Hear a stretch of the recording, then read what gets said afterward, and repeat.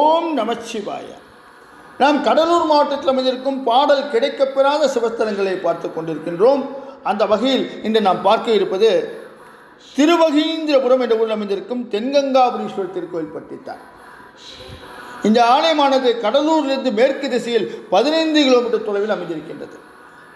இங்கிருக்கும் மூலவரின் பெயர் தென்கங்காபுரீஸ்வரர், தாயார் பிரகன்நாயகி. இந்த ஸ்தலத்தில் உடலில் இருக்கின்ற வெப்ப நோயை போக்குகின்ற அபூர்வ சக்தி இருக்கின்றது. இங்கிருக்கும் சிவபெருமானுக்கு வைத்தீஸ்வரராகவும் மருந்தீஸ்வரராகவும் இருந்து அருள்புரிகின்றார் இங்கிருக்கும் சிவபெருமான்.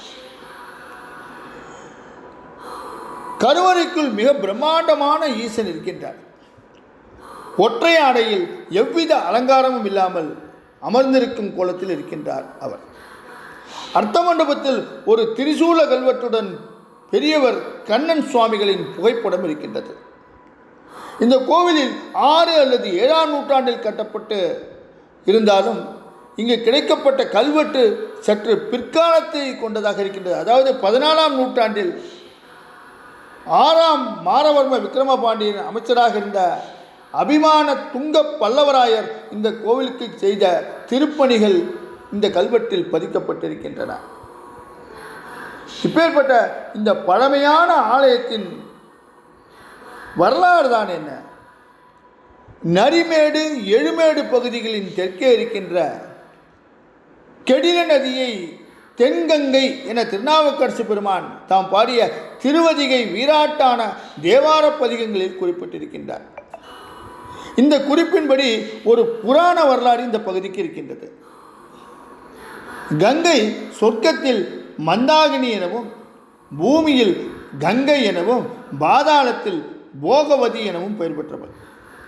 இவள் உலகிலே இருக்கின்ற 3.5 கோடி தீர்த்தங்களுக்கு உண்டான பலன்களை கொடுக்கக்கூடிய புனிதமானவள் என்பது புராணங்கள் வழியாக நாம் அறிகின்றோம். இவள் பகீரத சக்கரவர்த்தியின் தவத்தாலும் சிவபெருமானின் திருவருளாலும் 7 துளிகளாக பூமியில் விழுந்து ஆறாக பெருகியவள் என்றும், உமையவள் தமது திருக்கரங்களால் விளையாட்டுக்காக சிவபெருமானின் கண்களை மூடிய போது அம்மையின் கரங்களில் வழியாக பெருகிய நீர் வெள்ளமாக பெருகி வர அதை சிவபெருமான் தன் சடைமுடியில் தரித்தார் என்றும் புராணங்கள் சொல்கின்றன. மேலும் கங்கையானவள் சிவபெருமானை மணக்க விரும்பியதை உமையவள் குறிப்பால் உணர்ந்து இரேணு என்பவனுக்கு மகளாக பிறக்க சாபப்பட்டார்.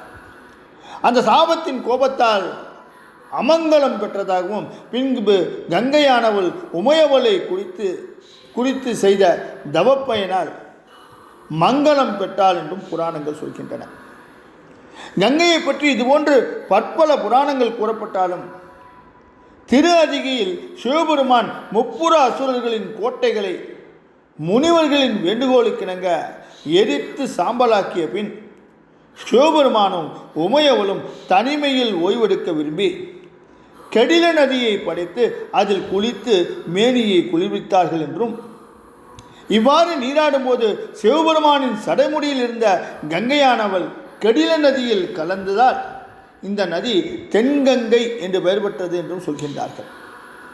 அதன் பிறகு நரிமேடு எழுமேடு என்னும் பகுதி அந்த காலத்தில் அபூர்வமான மூலிகைகள் நிறைந்த பசுஞ்சோலைகளாக இருந்ததால் தங்களுடைய உடல் வெப்பத்தை தணிக்க இங்கு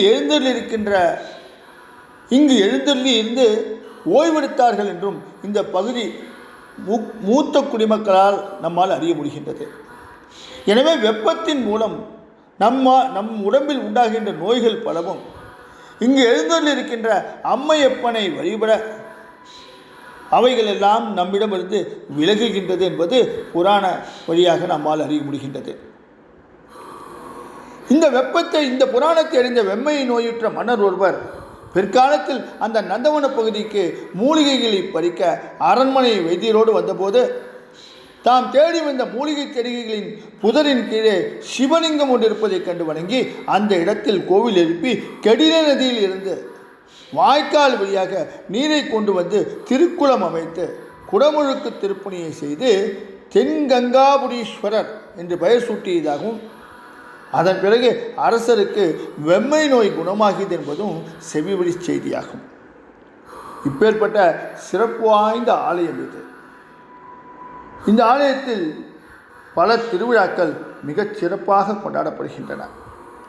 இப்பேற்பட்ட சக்தி வாய்ந்த இந்த சிவன் ஆலயத்தை நீங்களும் தரிசித்து சிவகடாட்சம் பெற எல்லாம் வல்ல இறைவனை வேண்டி இந்த உரையை இத்தோடு முடிக்கின்றேன். நாளை வேறொரு பாடல் கிடைக்கப்பெறாத சிவத்தலத்தில் உங்களை சந்திக்கின்றேன். ஓம் நமச்சிவாய.